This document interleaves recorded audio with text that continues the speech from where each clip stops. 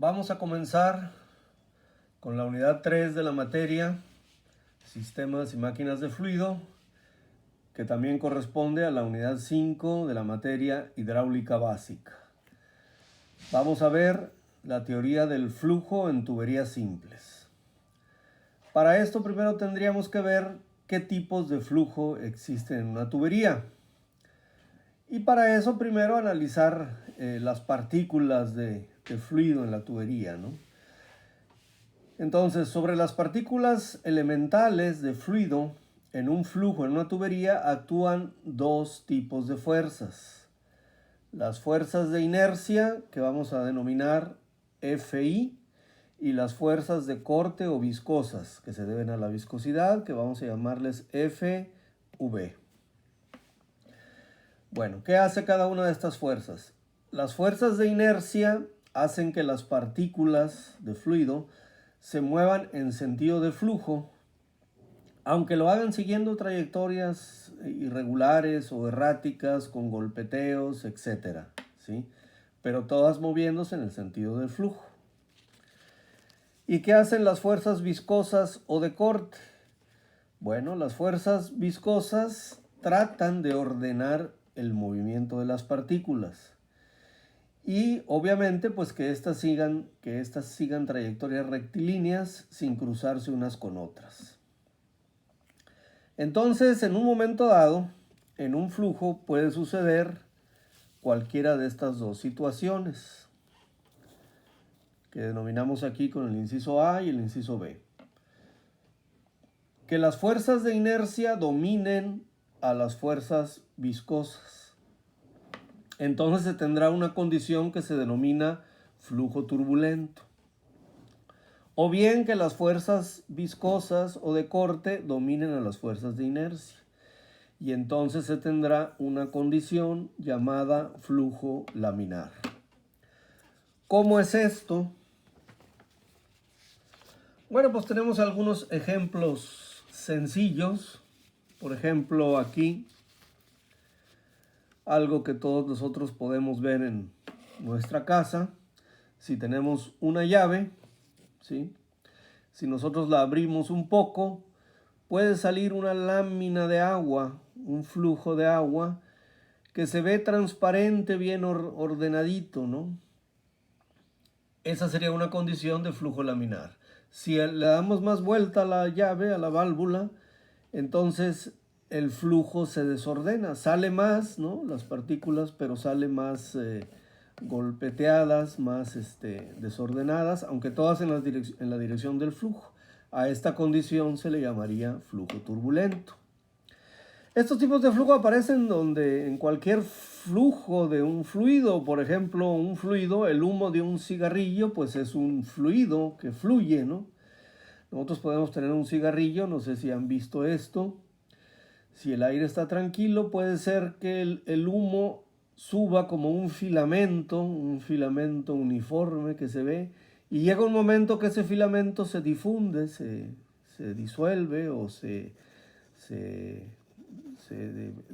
pone de alguna manera turbulento, o sea, se pierde el filamento, ¿sí? Mientras el filamento se mantiene, así como está indicado aquí, pues es una condición de flujo laminar. Una vez que el filamento se pierde y se difunde, pues entonces ya sería flujo turbulento. Bueno, pero a nosotros nos interesa, o en esta, el flujo en tuberías. Entonces la pregunta sería, ¿cómo saber si en un momento dado, en una tubería, existe flujo laminar o flujo turbulento? En los dos ejemplos previos, el de la llave y el del cigarrillo, pues se pueden ver, ¿no? Entonces es nada más viendo, decimos, pues es laminar o es turbulento, ¿no? Pero en una tubería no vamos a ver el flujo, ¿no? Bueno, después vamos a ver cuál es la importancia de saber esto, ¿no? Si el flujo es laminar o flujo turbulento, ¿no? Bueno, quien dio respuesta a esta pregunta fue un inglés llamado Osborne Reynolds. Bueno, ¿qué hizo Reynolds? Vamos a explicarlo. Primeramente, pues obviamente identificó las fuerzas, ¿no? que que actúan sobre las partículas de un fluido en un flujo, ¿verdad? Que fueron las de inercia y las de corte o viscosas, ¿no? Bueno.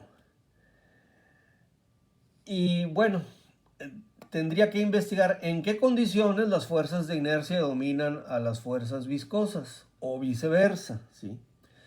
Lo primero que se le ocurrió a Reynolds fue, bueno, establecer un cociente, el cociente entre las fuerzas de inercia y las fuerzas de corte o viscosas. Se hizo la sustitución. Las fuerzas de inercia, ¿a qué son igual? Bueno, según la segunda ley de Newton del movimiento, son igual a masa por aceleración. Y las fuerzas viscosas, según la ley de Newton también, de la viscosidad, como ya vimos en la unidad 1 de mecánica de fluidos, o los de hidráulica en la unidad 1 de esta misma materia, las fuerzas viscosas son igual al producto de la viscosidad dinámica del fluido por un área, por la velocidad, entre una distancia y. ¿Qué hacemos de aquí para acá? Bueno, simplemente acudimos a la ecuación de la densidad. Densidad es igual a masa sobre volumen. Despejamos la masa sería densidad por volumen. En lugar de la masa ponemos densidad por volumen. Y esta distancia y que está dividiendo en el denominador pasa al numerador. Y entonces me queda esto. El mu por A por B queda exactamente igual.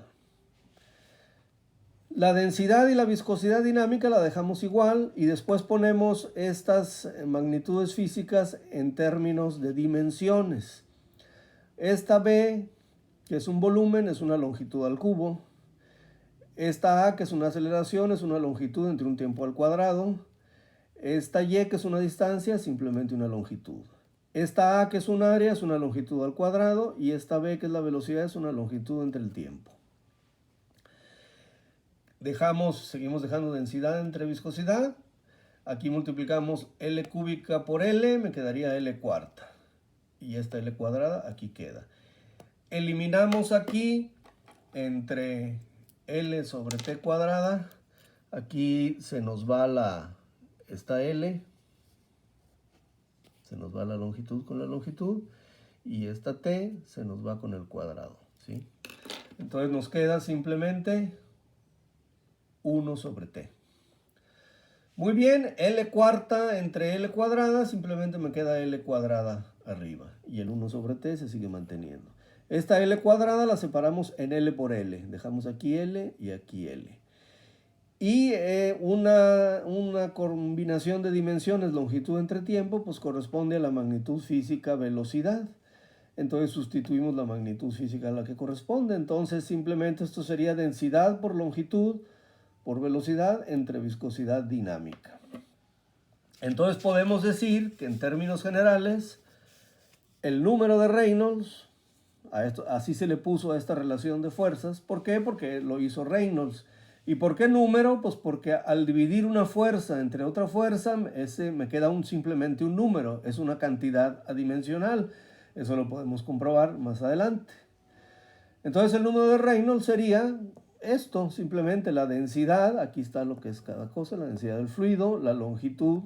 Esta longitud pues es una longitud característica por la velocidad del fluido y la viscosidad dinámica del fluido, ¿sí?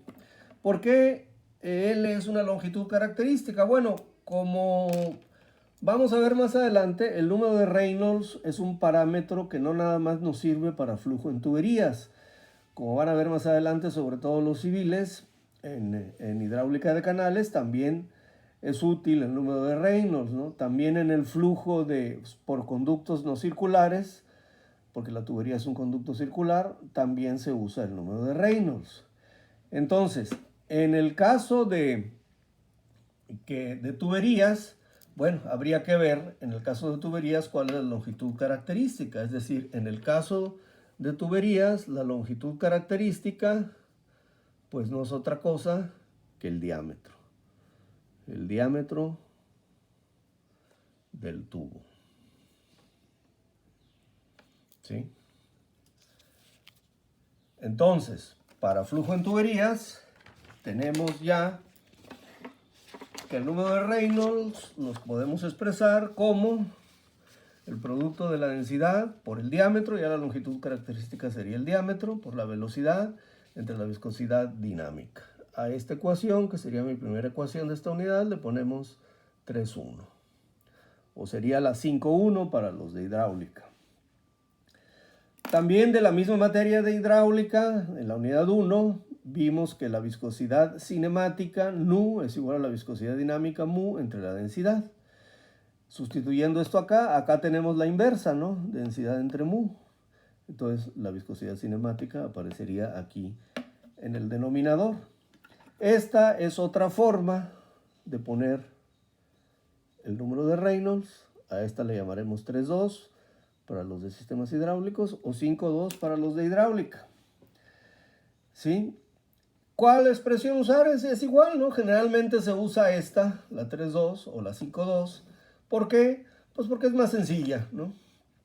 Entonces, aquí donde nu, esta letra griega, que es nu, ya lo vimos en la unidad 1, ¿sí? De mecánica de fluidos o de esta misma materia hidráulica, es la viscosidad cinemática del fluido que se ve en tablas, ¿sí?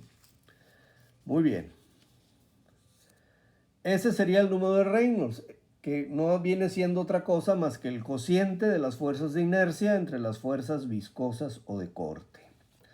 Bueno, y ahora, ¿cómo se determina el tipo de flujo que existe en una tubería a partir de este número? Bueno, mediante un aparato, se recurre a la investigación mediante un aparato que hoy se conoce con el nombre de aparato de Reynolds. Aquí en la figura siguiente vamos a explicar el principio de funcionamiento de este aparato. Aquí lo tienen. En este aparato aparece un depósito de agua. 3 es el tanque principal del sistema. Este tanque sale a través de una tubería, un tubo transparente. El flujo se controla a través de una válvula. De la válvula sale aquí. Esto de aquí es una balanza gravimétrica, ¿sí? O sea, un tanque gravimétrico. ¿Qué quiere decir gravimétrico? Que nos permite medir el gasto. Es decir, aquí tenemos, es una balanza. Con un cronómetro tomamos el tiempo que tarda en vaciarse cierta cantidad en peso de agua, que acá la medimos con una pesa, ¿sí? Esta balanza pues ya está calibrada, ya sabemos por cada pesa que agreguemos aquí, dependiendo y de las medidas de la palanca, pues sabemos qué cantidad de agua cayó acá en la unidad de tiempo. Esta balanza permite determinar el gasto. El agua de aquí sale para un tanque principal y a través de una bomba de recirculación y una tubería de recirculación viene otra vez al tanque. Aquí hay una válvula para regular el gasto, que el gasto que pase por aquí sea el mismo que pase por acá para que el nivel de este tanque permanezca constante, ¿sí? Aquí hay un difusor y aquí hay unas placas deflectoras o rejillas. ¿Para qué? Para que el agua que esté de este lado salga, o sea, no lleve ninguna perturbación, ¿no? o algo debido a la entrada por aquí del agua. Porque si lleva una perturbación inicial puede afectar al filamento de colorante. Aquí hay, a un nivel más alto, un colorante, que puede ser permanganato de potasio o cualquier otro colorante que no se disuelva en el agua. Y aquí por un tubo capilar y una válvula se puede, así como cuando le ponen suero a una persona, ¿no? Va aquí saliendo muy poquita y aquí nos permite ver un filamento de colorante.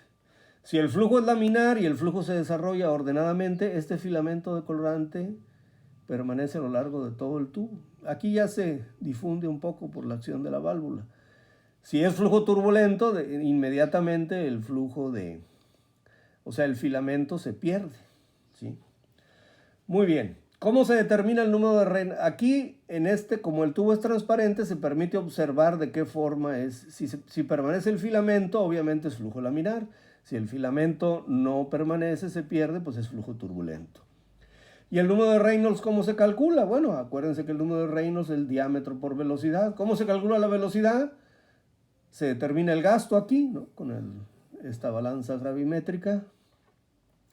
Y al conocer el diámetro del tubo, porque este tubo lo conocemos el área y con el gasto y el área determinamos la velocidad. El diámetro pues se conoce, entonces velocidad por diámetro entre la viscosidad cinemática. La viscosidad cinemática se conoce porque se conoce el líquido este que generalmente es agua, ¿no? Bueno, así calculamos el número de Reynolds, ¿sí? En la siguiente figura que les voy a pasar se ve lo que ya les platicaba, ¿no? Obviamente si el flujo es laminar, pues el filamento de colorante se va a ver así, ¿sí? Si el flujo es turbulento, como acá abajo, pues desde que sale el filamento se pierde y se difunde, porque el flujo turbulento pues es como su nombre lo indica, turbulento, ¿no? Hay golpeteo, aunque fluye hacia acá, pero las partículas van golpeteando unas con otras, ¿no? El paso de flujo laminar a flujo turbulento no se da de forma instantánea, sino que hay un cierto rango que se llama flujo de transición. Por ejemplo, puede haber el filamento, pero el filamento no permanece uniforme, sino que lleva este tipo de ondulación. Entonces, este es un flujo de transición. Bueno, después de estudiar los diferentes tipos de flujo con este aparato y hacer muchas mediciones, para la práctica, que es a lo que a nosotros nos interesa en ingeniería, actualmente en la práctica se acepta lo siguiente. Incluso si ustedes ven algunos libros hablan de 0 a 2100, varía un poco, pero así en general y en resumen, para no errarle, de 0 a 2000, para valores de número de Reynolds, de 0 a 2000, el flujo es laminar. Para valores de 2000 a 4000, el flujo es de transición, y mayores a 4000 es flujo turbulento, ¿sí? ¿Por qué es importante saber el tipo de flujo? Porque para el cálculo de tuberías, ¿sí?, en esta unidad que vamos a ver, el flujo de fluidos en tuberías, lo que nos vamos a abocar es al cálculo de las pérdidas de carga, ¿no? Todos los problemas de flujo en tuberías simples comienzan con la aplicación de la ecuación de Bernoulli, como ya vimos en las unidades anteriores. Pero ahora sí vamos a poder calcular el término de las pérdidas de carga. Entonces, la forma de calcular las pérdidas de carga, como vamos a ver enseguida, es diferente si el flujo es laminar a si el flujo es turbulento, ¿sí? Hay una forma para calcularlo si el flujo es laminar, y hay otra fórmula para calcular las pérdidas si el flujo es turbulento. No hay fórmula para calcular las pérdidas de carga en una tubería si el flujo es de transición, ¿sí? No hay fórmula aquí, ¿sí? Entonces de ahí viene nuestra primera recomendación. La primera recomendación para el diseño de tuberías es no trabajar en flujo de transición. Si estamos resolviendo un problema o estamos diseñando una tubería para cualquier sistema, ¿sí?, y resulta que el número de Reynolds nos da entre 2000 y 4000, 2400, 3800, 3000, 3100, quiere decir que el flujo es de transición. Y si el flujo es de transición, no vamos a poder calcular las pérdidas de carga. Entonces, de aquí la primera. ¿Qué hacemos? Pues podemos hacer, ya vamos a ver con detalle qué podemos hacer, pero ingenierilmente tenemos que cambiar parámetros. ¿Cuál es el parámetro más fácil de cambiar? El diámetro de la tubería. A lo mejor si estamos calculando que la tubería sea de 2 pulgadas, pues no, mejor vamos a ponerla de 1,5 o de 2,5, de tal manera que el flujo o sea laminar o sea turbulento. Como vamos a ver, ya al resolver más problemas, ¿sí?, la mayor parte de los flujos, ya en ingeniería civil como en ingeniería electromecánica, el flujo es turbulento, ¿sí? Entonces, en raras ocasiones nos vamos a encontrar, en el caso de flujo en tuberías, con flujo laminar. A no ser que sean sistemas de riego por goteo o donde el flujo vaya muy lentamente, ¿sí? Pero la mayor parte de las veces el flujo será turbulento. Pero bueno, lo importante ya saben, si el flujo le sale de transición, no hay que trabajar ahí. Hay que modificar los parámetros para que o bien se vaya para laminar o bien se vaya para turbulento. ¿Cómo se calculan las pérdidas de carga? Bueno, es una ecuación que fue desarrollada por dos investigadores, un francés y un alemán, Darcy-Weisbach. Esta ecuación es la siguiente. Las pérdidas de carga en una determinada longitud de tubería son iguales a un factor de fricción por la longitud de la tubería, la longitud del tramo de tubería que se considere, por la velocidad del fluido al cuadrado, ¿sí?, entre el diámetro de la tubería y entre 2G, G siendo la aceleración de la gravedad. Bueno, todo esto ya lo conocemos, la longitud, la velocidad del diámetro y G. Lo nuevo que aparece aquí es la F, este factor de fricción. Bueno, este factor de fricción depende de dos cosas: del tipo de flujo, o sea, si el flujo es laminar o turbulento, y del material de la tubería. A esta ecuación le llamaremos ecuación, en el curso de sistemas hidráulicos, pues será la 3.3. Y en el curso de hidráulica, pues será la 5.3. ¿Sí? Esta ecuación también se puede poner en función del gasto, ¿sí? Recuerden ustedes la ecuación de continuidad, que el gasto es igual al área por la velocidad. De aquí despejamos la velocidad es el gasto entre el área. Como es tubería, pues el área es circular, entonces será 4Q pi d cuadrado. ¿Sí? Entonces sustituimos la velocidad acá. Como la velocidad está al cuadrado, este 4 se hace 16, ¿no? 4 por 4, 16. 16 entre 2 me queda 8. El F y el L aquí quedan. Y el Q pues está al cuadrado. Pi sobre d cuadrada está elevado al cuadrado, entonces será pi cuadrada. La G pues ahí queda. El 2 ya se fue con el 16 y quedó el 8. Y el diámetro al cuadrado se hace diámetro a la cuarta. Multiplicado por este diámetro me quedaría diámetro a la quinta.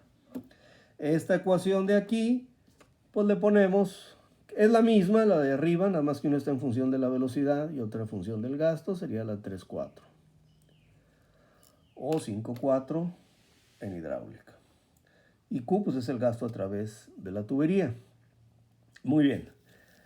Entonces, lo que nos faltaría aquí definir bien es el factor de fricción F. F, ¿cómo se calcula? Bueno, dependiendo del tipo de flujo. Si es flujo laminar, F se calcula con esta fórmula: 64 entre el número de Reynolds. Y si es flujo turbulento, se calcula con esta otra fórmula.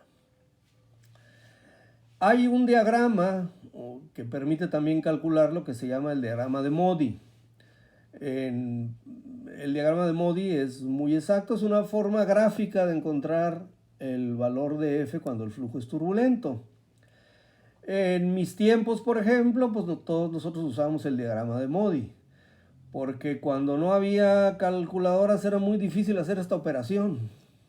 Pero ahorita con cualquier calculadora de menos de 100 pesos, esta operación es un polvo, ¿no? O sea, antes de sacar un logaritmo teníamos que irnos a las tablas. Elevar una cantidad a la 0.9 pues era una bronca, ¿sí? Y luego el logaritmo pues con las tablas. Y luego todo elevarlo a la menos 2, pues también era otra bronca. Claro, a la menos 2 es elevar al cuadrado el inverso, ¿no? Pero no era tan fácil hacer esta operación. Pero ahorita con cualquier calculadora pues es muy fácil. Entonces nosotros en nuestro tiempo lo calculábamos gráficamente. Ahorita ya no hay necesidad. Yo generalmente en mis cursos les enseño a mis alumnos a calcularlo con esta fórmula. También les enseño a calcularlo gráficamente mediante el diagrama de Modi. Pero pues dadas las condiciones de este curso, que es a distancia, pues considero mucho más, se dificultaría un poco más la enseñanza de la resolución gráfica.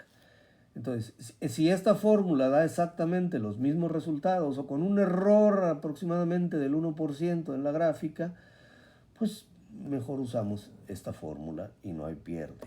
Bueno, ¿qué es lo que significa cada cosa en esta fórmula? Pues ahorita se los paso en otra hoja, pero les adelanto, pues D es el diámetro de la tubería, R es el número de Reynolds, ¿no? Obviamente si el Reynolds es mayor de 4000, pues se sustituirá acá. Si es de menos de 2000, será laminar y se sustituye acá, ¿no?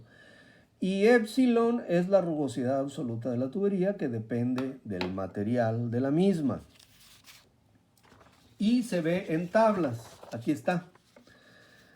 ¿Sí? R es el número de Reynolds, es la rugosidad absoluta de la tubería. Depende del material de la misma y se encuentra en tablas. Ahí en su plataforma, las tablas para calcular la rugosidad absoluta de los diferentes materiales de tuberías lo pueden encontrar en cualquier libro de hidráulica o de mecánica de fluidos. Yo en su plataforma de Classroom les voy a subir una tabla para que la tengan por ahí una tabla donde vienen los materiales más usados, ¿no? Una tabla sencilla, pero pues que nos servirá para resolver los problemas, ¿no? Los problemas que vamos a ver aquí. Pero pues les digo, en cualquier libro de hidráulica, de mecánica de fluidos, ya si ustedes quieren tener acceso a más materiales, bueno, pues ya sería cuestión de consultar manuales de hidráulica para obtener ya con más detalle. Generalmente no hay mucho. Por ejemplo, en ingeniería civil, pues se trabaja con tuberías de PVC, con tuberías de acero, con tuberías de... La de asbesto prácticamente ya no se usa. Entonces, son pocos materiales los que tienen a la disposición. Los electromecánicos pues trabajan también con las de cobre, bueno, los civiles también. Entonces, no crean que son muchos materiales. Entonces, no se necesitan tablas muy extensas. Yo les voy a subir una. Pero les digo, en el capítulo correspondiente, en cualquier libro de hidráulica o de mecánica de fluidos, vienen estas tablas. Muy bien. Los problemas de flujo en tuberías simples, ¿cómo se resuelven? Bueno, de hecho, por la cuestión de los datos, los problemas de flujo en tuberías simples se agrupan en 3 casos, ¿sí? Que aquí se los presento en este pequeño cuadro. ¿Cómo se resuelve un problema de flujo en tuberías simples? Bueno, primeramente con lo que ya sabemos. Lo primero que hay que hacer, y no hay vuelta de hoja ahí, es aplicar la ecuación de Bernoulli con todas las reglas que ya les dimos en las unidades anteriores. De eso no hay pierde. Aquí nada más esto es para calcular el término de las pérdidas de carga. Bueno, hay 3 casos, el 1, 2, el 3. El caso 1. ¿En qué se diferencia cada caso de otro? ¿En qué datos conocemos? ¿Sí? ¿Y qué datos desconocemos? ¿Sí? O sea, ¿qué datos serían las incógnitas? Bueno, los datos conocidos se agrupan en 3. Las propiedades del fluido o del líquido, ¿no? ¿Qué propiedades nos interesan? Su densidad y su viscosidad. Aquí está, ρ y nu. Muy bien. Las propiedades del tubo. De las propiedades del tubo, ¿qué necesitamos saber? Pues la longitud, el diámetro y el material. El material donde se ve reflejado en el épsilon, en la rugosidad absoluta. Y las propiedades del flujo son el gasto y las pérdidas de carga. Entonces, el caso 1, ¿cuál será? Se conocen las 2 propiedades del fluido, densidad y viscosidad, las 3 propiedades del tubo, y de las propiedades del flujo se conoce el gasto. Lo que se desconoce son las pérdidas. Esta es una solución directa, ¿sí? Como vamos a ver cuando veamos aplicaciones, ¿sí? Simplemente con estos datos se calcula el número de Reynolds. O sea, una vez que apliquemos la ecuación de Bernoulli y me quede esta incógnita, vamos a calcular el número de Reynolds. Tenemos el gasto, tenemos la viscosidad y el diámetro. Calculamos el número de Reynolds. Dependiendo del tipo de flujo que me salga, obtengo el factor de fricción, y con el factor de fricción calculo las pérdidas de carga. Muy sencillo. Bueno, en el caso 2 simplemente se intercambian estos dos. Las pérdidas pasan a ser un dato conocido y el caudal o gasto pasa a ser una incógnita. Este tipo de problema ya no es tan directo. ¿Por qué? Porque al aplicar la ecuación de Bernoulli nos puede quedar las pérdidas de incógnita, pero ¿cómo las calculamos las pérdidas? Pues tenemos que calcular el factor de fricción, y para calcular el factor de fricción necesitamos el número de Reynolds. Y para obtener el número de Reynolds necesitamos el gasto, pero el gasto no lo conocemos, ¿sí? Entonces este no es de solución directa. Este tipo de problemas, agrupados en el caso 2, se resuelven de una manera iterativa. Hay que hacer una suposición y hacer varias iteraciones. Eso lo vamos a explicar, ¿no? Igualmente, para el caso 3, en el caso 3 lo que se desconoce es una propiedad del tubo, que es el diámetro. Las dos propiedades del flujo, pérdidas de carga y Q, se conocen. Pero el diámetro no. ¿El diámetro de dónde lo vamos a conocer? Pues de la ecuación de las pérdidas de carga. Pero para calcular eso se necesita el factor de fricción. Y para calcular el factor de fricción se necesita el número de Reynolds. Y para el número de Reynolds se necesita, el gasto lo tenemos, pero no podemos calcular la velocidad porque no tenemos el diámetro. Entonces ahí también se nos complica hacerlo directamente. Tenemos que hacer una suposición y ver un procedimiento iterativo. Esos procedimientos iterativos los describimos más adelante. Aquí simplemente ponemos lo que es cada cosa en este cuadrito, ¿no? Aquí están descritos todos las variables, las magnitudes físicas que aparecen en el cuadrito, ¿sí? Sería cuestión de que ustedes ya con calma lo pasen en limpio. Aquí se los paso. Si no alcanzan a escribir, pues le ponen pausa al video y ahí lo escriben. Aquí tengo un resumen escrito de lo que les decía, ¿no? El procedimiento de solución de los problemas. Los del caso 1, la solución es directa. Se aplica la ecuación de Bernoulli para obtener las pérdidas. Y para obtener las pérdidas se ve el tipo de flujo, laminado turbulento. Y se obtiene el factor de fricción con la fórmula correspondiente. Finalmente, las pérdidas de carga se calculan con la ecuación de Darcy-Weisbach, ¿sí? Muy bien. El caso 2, aquí, como les decía, no es directo, ya que al no conocer el gasto, Q, no se puede obtener la velocidad. Y si no se puede obtener la velocidad, no se puede calcular el factor de fricción, porque no podemos obtener el número de Reynolds, ¿no? Para obtenerla, y con el factor de fricción obtendríamos las pérdidas por la ecuación de Darcy-Weisbach. En este caso se procede mediante un proceso iterativo, como les decía. Este proceso lo vamos a describir en los problemas, o sea, en las aplicaciones. Vamos en las aplicaciones correspondientes a esta unidad a ver al menos 3 problemas y cada uno va a corresponder a, probablemente veamos 4, ¿no? Pero al menos uno de los problemas que veamos va a corresponder a cada caso. El caso 3, pues tampoco es directo, como les decía, ya que no se conoce el diámetro ni la velocidad. Y por tanto, pues no se puede calcular el factor de fricción. ¿Por qué no se puede calcular el factor de fricción? Pues que el factor de fricción, para calcularlo, ya sea flujo laminado turbulento, necesitamos el número de Reynolds. Y para obtener el número de Reynolds necesitamos la velocidad y el diámetro, ¿sí? Entonces, una vez obtenido el número de Reynolds, calculamos el factor de fricción y las pérdidas de Darcy-Weisbach, pero no lo podemos hacer de forma directa. ¿Cómo lo hacemos? Pues se procede mediante otro proceso iterativo, el cual se describe en el problema correspondiente a este caso. Muy bien. En los sistemas de tuberías, las tuberías generalmente no es la pura tubería en los sistemas hidráulicos, ¿no? En todas las tuberías hay accesorios. O sea, ¿qué son los accesorios? Este es el tema 3.4 para los sistemas y máquinas de fluido o el correspondiente para hidráulica básica. ¿Cuáles son los accesorios? Pues hay válvulas, ¿no? Puede ser válvulas de compuerta, válvulas de globo, válvulas check, de cualquier tipo.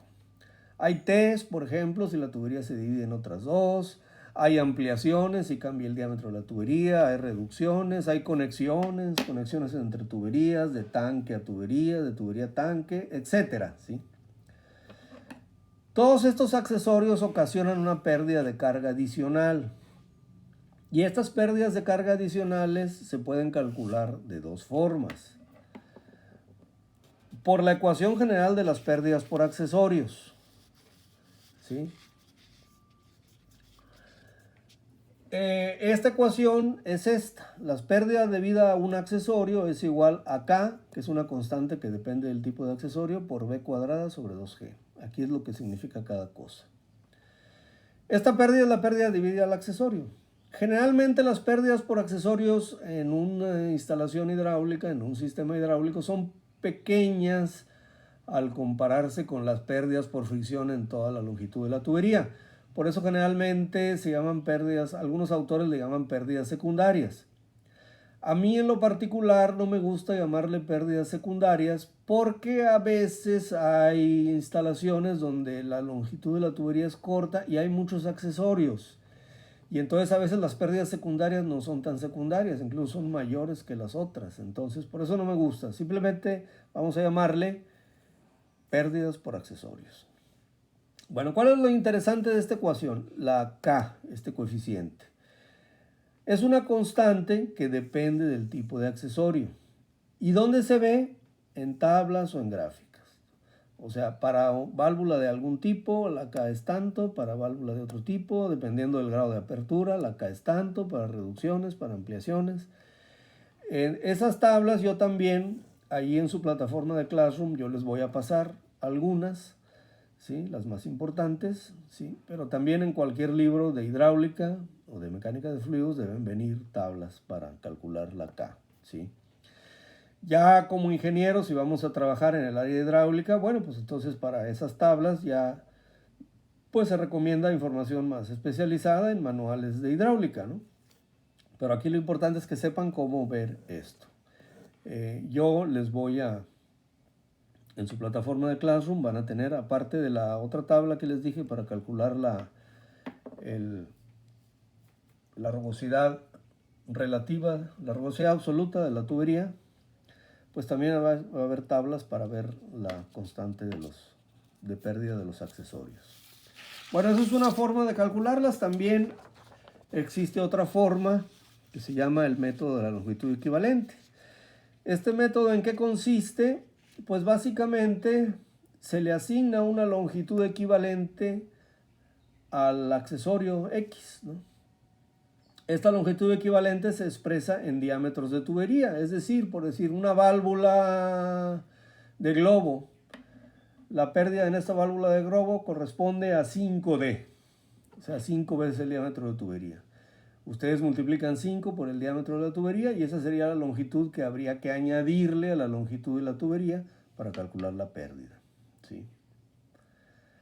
Bueno, esta longitud equivalente también se obtiene en tablas o gráficas, la cual también yo les voy a proporcionar una ahí en su plataforma para que la tengan, pero ustedes pueden investigar y les digo, igualmente en cualquier libro de mecánica de fluidos o de hidráulica vienen tablas.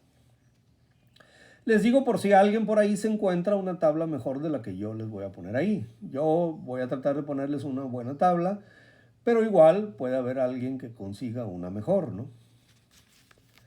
Al final, para una instalación dada, la longitud equivalente se suma a la longitud de la tubería, la longitud real de la tubería, y las pérdidas se calculan con la ecuación de Darcy-Weisbach. Es decir, esta es la ecuación de Darcy-Weisbach, esta es la longitud de la tubería.